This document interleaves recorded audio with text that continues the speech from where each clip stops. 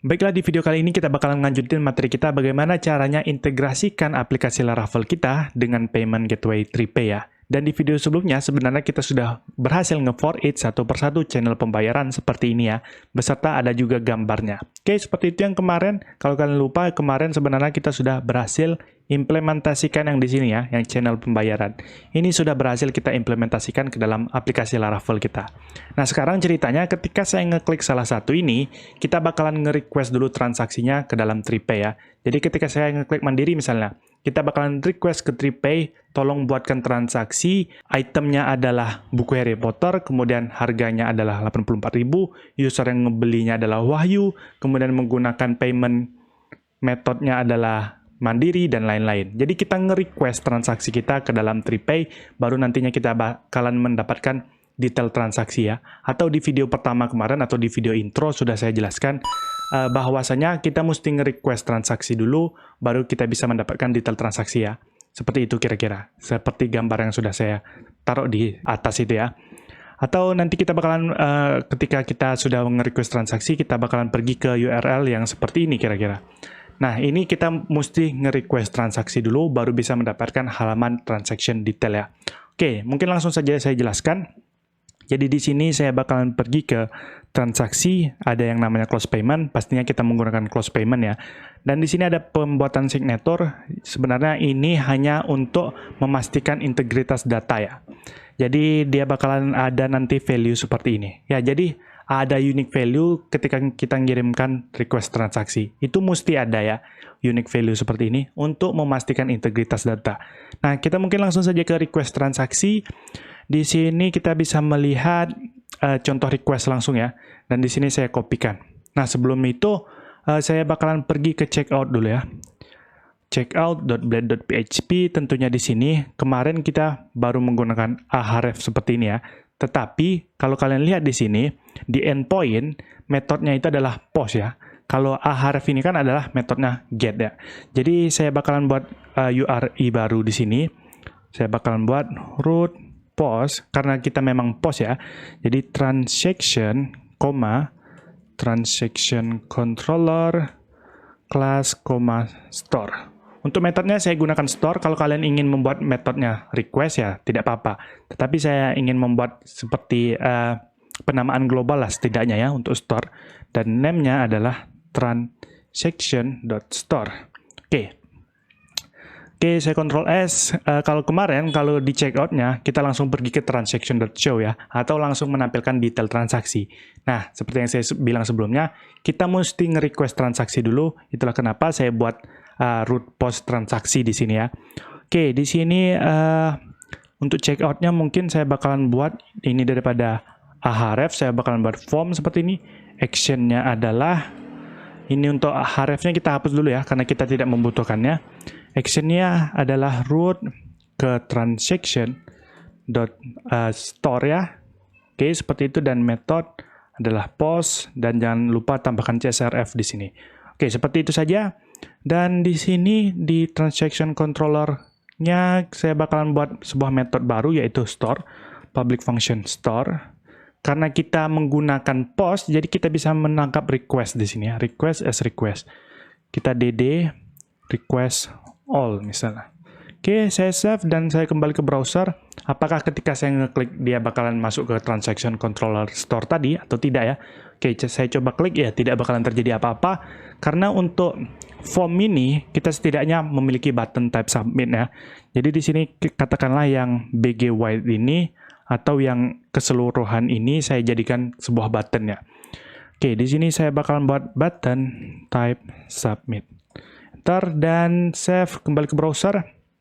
Kita bakalan coba lagi klik salah satu. Ya, dia bakalan ada seperti ini ya. Ada token saja. Untuk value lainnya tidak ada karena kita belum memasukkan inputan apapun di sini. Oke, kita fokus dulu ke transaction controller, tepat yang di store. Nah, kita bakalan nge-request transaksi nantinya di dalam sini. Tentunya kita buat request transaksinya itu di 3Pay controller ya. Mungkin di sini kalian ada yang nyaranin untuk menggunakan service ya daripada controller seperti ini, karena sebenarnya sifat controller itu dia memiliki modal, kemudian dia nge-return view. Sedangkan yang di sini kan nggak ada modalnya, kemudian di sini cuma return response. Harusnya memang ini adalah mungkin service pattern-nya. Kita bakalan nge-refactornya mungkin di video-video akhir nanti. Tenang saja kalau kalian mau refactor, kita bakalan refactor di video-video akhir nantinya ya. Oke, di sini saya bakalan buat public function baru. Public function misalnya adalah request transaction seperti ini, dan saya bakalan kopikan di dokumentasi tadi ya, di contoh request, ini tepat di request transaksi. Jadi di contoh request saya bakalan copy, karena ini adalah request transaksi, itulah kenapa metodenya saya buat request transaction ya, biar menyamakan dengan yang di dokumentasinya. Oke, saya pastikan tentunya untuk penutupnya kita hapus, dan untuk pembuka PHP-nya juga kita hapus. Ctrl+Shift+P indent line, oke sudah rapi. Dan di sini tentunya kita bakalan masukin kredensial berupa API key dan lain-lain ya. Untuk API key kita sudah memilikinya di config 3pay.api key seperti yang di atas ini kemarin ya. Seperti ini. Oke, karena kita memiliki config API key-nya ya untuk yang 3pay. Nah, untuk yang private key kita belum memiliki, merchant code juga kita belum memiliki ya, dan merchant ref juga kita belum memilikinya. Oke, untuk itu yang pertama mungkin private key kita bakalan ganti dulu. Kita lihat dulu di sini di dashboard, saya buka dashboard. Tentunya bukan di /member ya, kalau kalian ingat kemarin ya. Karena untuk yang /member ini untuk yang production sekali lagi. Kita bakalan pergi ke yang API dan integrasi, tentunya di simulator di sini. Oke, sebentar. Oke, di simulator kita bisa melihat di merchant detail ya. Ini adalah detail toko kita. Merchant itu adalah toko ya. Nah, di sini kita bisa mendapatkan API key, private key, dan kode merchant atau merchant code. Pertama, private key-nya bakalan saya salin dan pergi ke .env.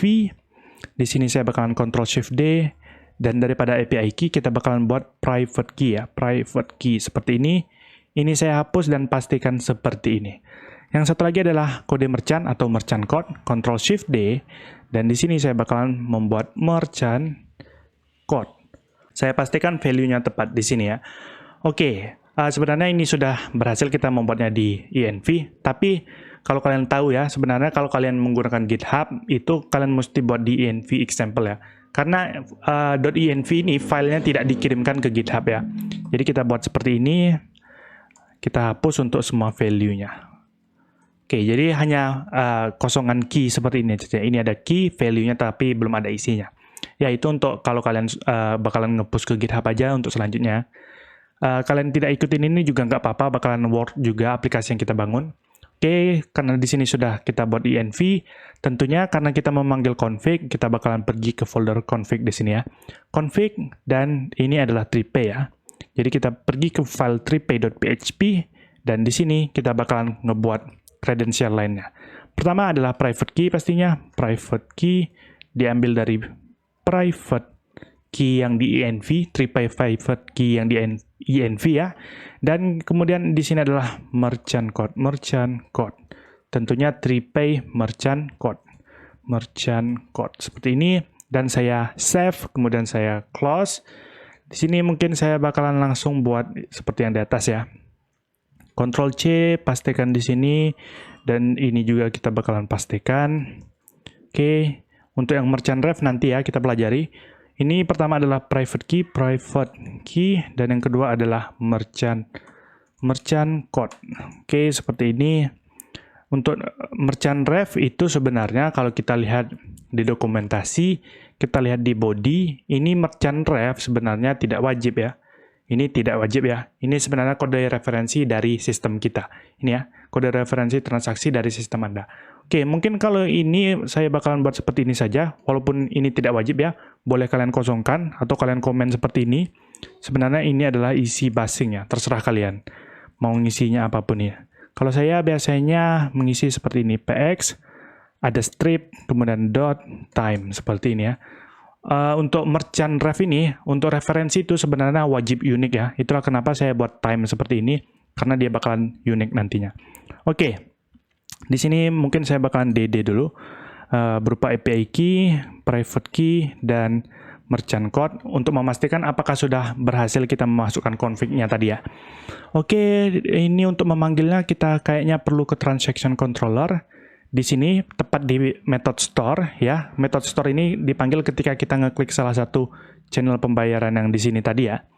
Oke, mungkin saya bakalan ngebuat di sini TriPay sama dengan new TriPay controller, dan di sini TriPay kita bakalan panggil yang namanya request transaction. Oke. Karena di sini dia panggil request transaction, dia bakalan ke sini nantinya, dan di sini dia bakalan DD. Oke, kita refresh lagi, dan saya bakalan ngeklik salah satu metode pembayaran. Yep, ini sudah berhasil semuanya ya untuk mendapatkan value dari satu kredensial TriPay itu sendiri. Oke, saya bakalan hapus di sini. Oke, di sini kita bakalan scroll ke bawah lagi. Untuk amount-nya ini 100.000 atau 1 juta ini, nggak tahu ya. Oke, di sini untuk method pastinya kita bakalan buat ini adalah method. Method itu ya channel pembayarannya ya. Ini nggak ada, tapi kita bakalan nerima parameter nanti di sini, method. Oke. Kemudian merchant ref adalah merchant ref dari sini, amount-nya adalah amount dari sini. Oke, untuk amount ini mungkin kita bakalan mendapatkan dari amount yang harga buku itu sendiri ya. Jadi kalau saya bakalan buka, sebentar, saya buka HeyDSQL. Oke, sebentar ya. Untuk amount-nya mungkin saya bakalan menggunakan amount ini saja ya, price-nya ya. Jadi kita bakalan bisa memanggil nantinya book price seperti ini. Untuk amount-nya kita bakalan hapus, dan di sini pastinya kita menerima parameter book nantinya ya ke depan. Untuk customer name ya pasti kita bakalan buat user sama dengan out user seperti ini ya. Untuk customer name-nya kita bisa panggil variable user name seperti ini.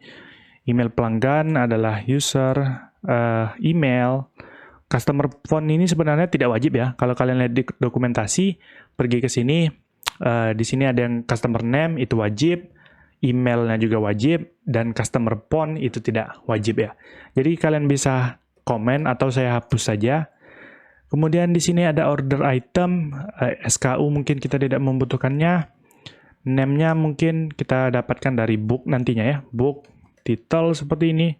Amount-nya adalah book price, dan quantity-nya pasti 1. Nah, untuk callback URL dan return URL ini kita juga tidak membutuhkannya ya. Kalau kalian baca lagi di dokumentasi, ini ada callback URL, ya tidak wajib, dan return URL juga tidak wajib. Apa sih callback URL ini?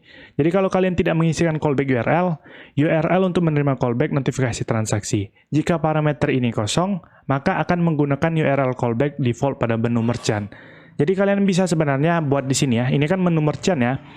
Kalian bisa membuat di URL callback di sini daripada kalian membuat satu-satu seperti ini nantinya. Oke, di sini saya bakalan hapus saja keduanya. Expire time, kemudian ada signature, ini error karena kita menggunakan book price untuk amount-nya itu sendiri. Oke, kita scroll lagi ke bawah. Yap, kalau kalian notice ini sebenarnya kita tidak menggunakan API seperti ini ya.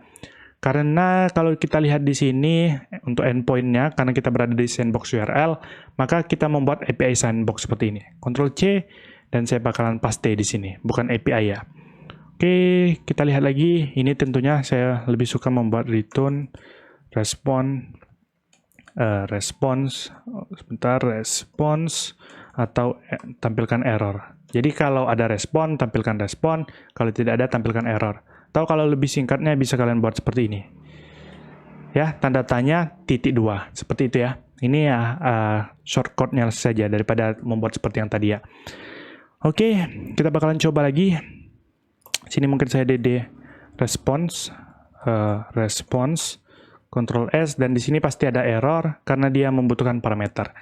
Nah, parameternya tadi kan kita lihat di sini, yang pertama adalah method dan yang kedua adalah book ya.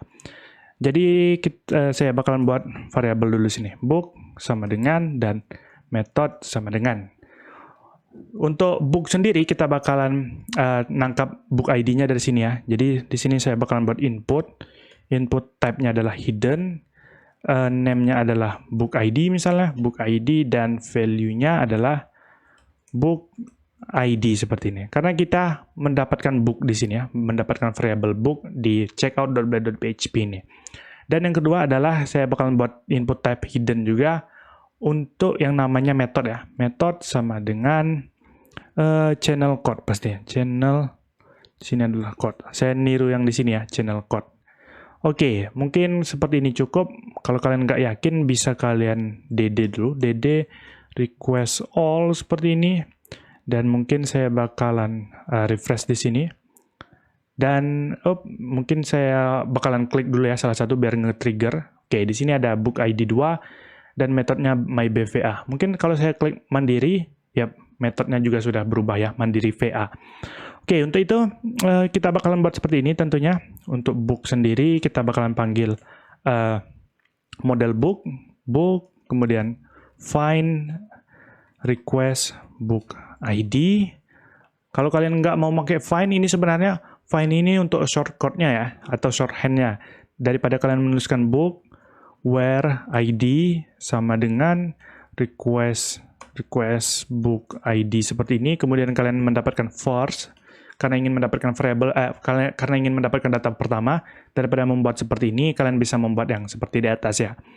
Oke, kemudian metodenya adalah request method seperti ini. Dan di sini kita bakalan kirimkan yang pertama metode untuk parameternya adalah method dan yang kedua adalah book.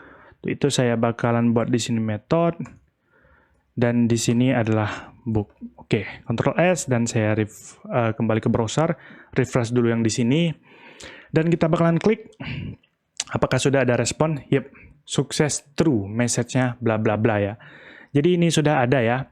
Kalau kalian nggak percaya, saya bakalan kopikan yang merchant ref atau yang referensi ini, boleh. Saya kopikan, dan kita pergi ke dashboard, ada yang namanya transaksi. Oke, di sini transaksinya, saya bakalan Ctrl F dan Ctrl V. Yap, ini adalah transaksi yang kita barusan buat ya. Jam 8.43 ya, sesuai dengan di sini, jam 8.43 ya. Itu, jadi kita sudah berhasil nge-request transaksi ke dalam TreePay, tetapi setidaknya untuk return value-nya jangan kita buat JSON seperti ini ya. Jadi kita kembali lagi ke TreePay controller. Di sini saya bakalan buat seperti ini ya, response sama dengan JSON decode response, kita mengambil data. Oke, di sini saya delete, mengambil data dari yang di sini tadi ya. Oke, kalau saya refresh lagi, resend, dia bakalan dapat datanya setidaknya. Oke, mungkin saya back dan saya klik salah satu, misalnya mandiri. Ini tidak ada, mungkin karena ya kita belum nge-DD ya, DD response. Sebenarnya yang tadi itu sudah ada, kenapa tidak ada? Karena kita tidak DD. Oke, kalau saya DD, saya sudah mendapatkan semua data yang kita butuhkan ke depannya nanti ya. Oke, mungkin itu dulu untuk di video kali ini, bagaimana caranya nge-request transaksi dari sistem kita ke dalam TreePay. Terima kasih.